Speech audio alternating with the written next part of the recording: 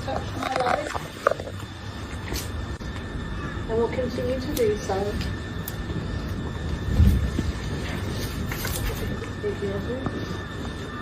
I never got the pleasure to meet Tash because of my own circumstances as broken her. Tash is the most loved little baby that there will ever be by all the baddies of the fucking Gold Coast of Queensland. He is the most fucking baddie attention man that will ever be. Now if you the Gold Coast.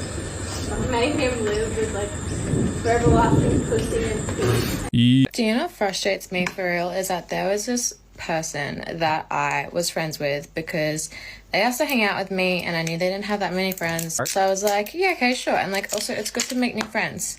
Long story short, I become friends with this person. They then invite me to, you know, a function.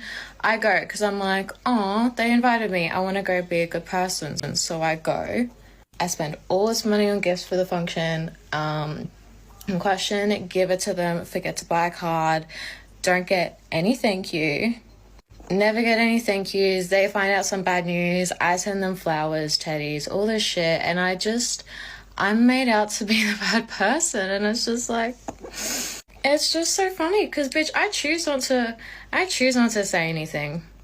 But it's just like, people stir shit, they stir the pot, and I'm like, stop stirring, because I'll make it boil, honestly. Like, just... pleasure to meet Tash because of my own circumstances, but I know how much of a mother and how much she blossomed during that period. I live with like forever lasting pussy and peace.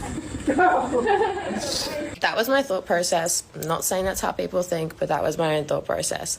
She told me her favorite type of tequila. I don't even drink tequila. I went out, I bought the tequila, and then that's what I rocked up to the funeral with. Although people suggest that tequila isn't a good thing to give to a grieving mother. For one, I didn't know that apparently she had substance abuse issues in the past. Everyone then came at me for, they're like, why would you give alcohol to someone that used to be an alcoholic?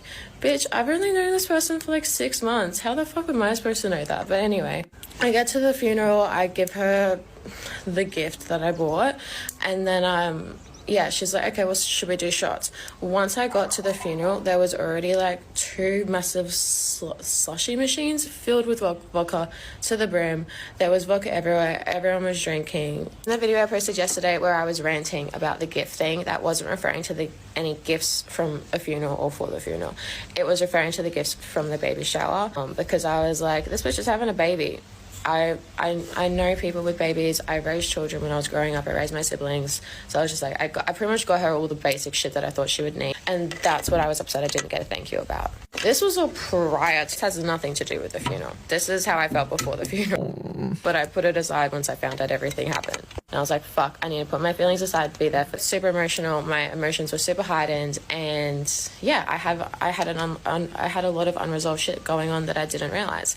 But the thing is, at the end of the day, is I didn't know that in my head, and I'm apologetic. I apologize to her. So everyone that's commenting in fucking my things, whatever you're commenting on, I did apologize to her.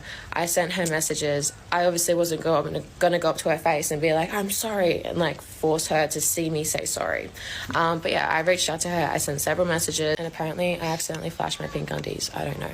I am human. I'm an adult. I made a mistake. I'm still learning to navigate this life. I'm accountable for it. I got the receipts, my fleet's messages, but I went on my laptop and I found them, so here they are. So these are the messages that weren't shown. I've shown you from I'll Be There Beautiful because the message above that had her address in it and all the details for the funeral, and I don't want to put that in here. But I then went on to said, you know, love you, here for you, chat if you need anything. I then reached out on the day of the funeral and I then reached out to her when her Instagram account got deleted, and then I reached out again saying, again, I am sorry, I'm aware of my actions and they weren't okay.